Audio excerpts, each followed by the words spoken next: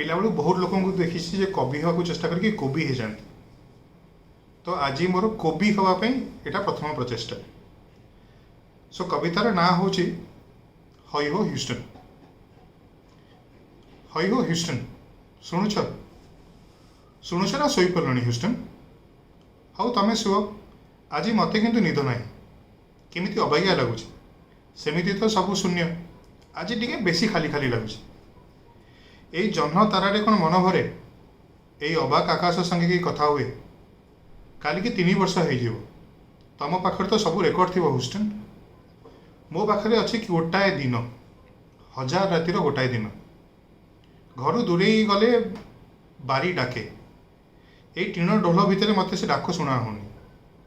ओ Houston थरे देखी कुह तो कुह कई डाकुं ना डाक देवा कई ना।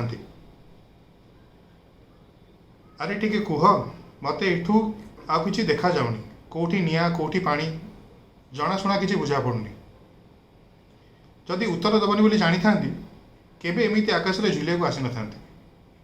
पुरी मंदिर बुड़ीगला बोली कहल पानी छाड़ीगला बोली केबे कह मत तो आफ्रिका अमेरिका देखा होनी खाली निआ आ धुआं दमकल चलवा चाकरी पाइछ कि। हाउ पानी पकईक आस कथा हवा।